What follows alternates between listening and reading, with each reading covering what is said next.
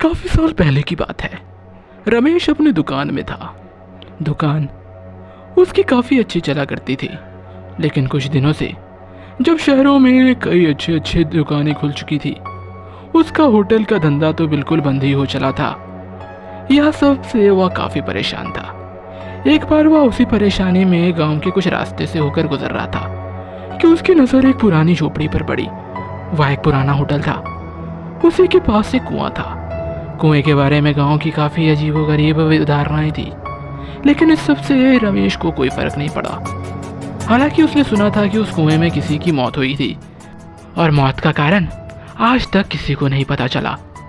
रमेश ने सोचा क्यों ना यहाँ से गांव वाले आया अक्सर गुजरा करते हैं, क्यों ना इस होटल को दोबारा शुरू किया जाए, ताकि जब गांव वाले खेती कर शाम को थक हार के जब इस रास्ते से गुजरे तब वो मेरे होटल में खाना खाने के लिए आया करें। उसकी यह बात काफ़ी अच्छी भी साबित हुई।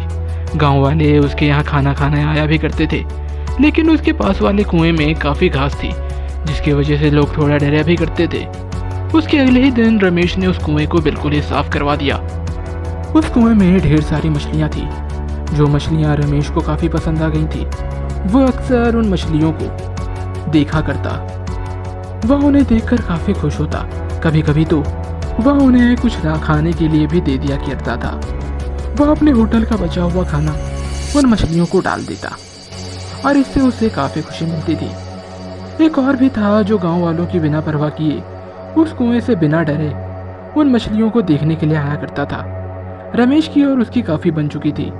वह उसके दुकान से कभी कभी कुछ खाने के लिए भी खरीद लिया करता था। सारे काम को निपटाकर वह होटल में ही सो जाया करता, ताकि सुबह में उसे उस होटल को शुरुआत करने में आसानी होती। वह बहुत ढेर सारा खाना बनाता और खाना आसानी से बिक भी जाया करता था। लेकिन एक दिन शाम हो चली थी। सुबह से इक्का दुक्का ग्राहक ही उसके होटल में खाना खाने के लिए आए हुए थे। उसका पूरा खाना बचा हुआ था। इस सब से वह काफ़ी परेशान हो चुका था, लेकिन देर काफ़ी हो चली थी, और उस दिन किसी के ना आने की वजह से उसका खाना बचा हुआ था। उसने अपने लिए खाना निकाल लिया, और बाकी बचा हुआ सारा खाना उसने उस मछलियों को डालने के लिए सोच लिया। वहीं पर वह आदमी भी खड़ा था जो अक्सर उन मछलियों को देखने के लिए आया करता था। रमेश ने जैसे ही डब्बा खोला, उस आदमी ने उस डब्बे को घूरना शुरू कर दिया। रमेश ने उससे पूछा कि क्या तुम इसे खाना चाहते हो?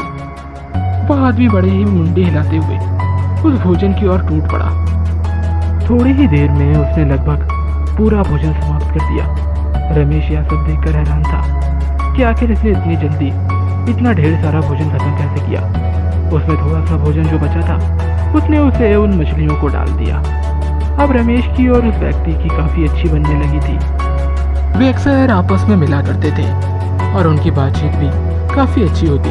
रमेश उसे भोजन देता और वह व्यक्ति कुछ 10-50 रुपए उस व्यक्ति से जो बन पड़ता वह रमेश को देकर उसका जितना भी खाना बच जाता उसे लेकर चला जाता। दिन ऐसे ही बीतते गए।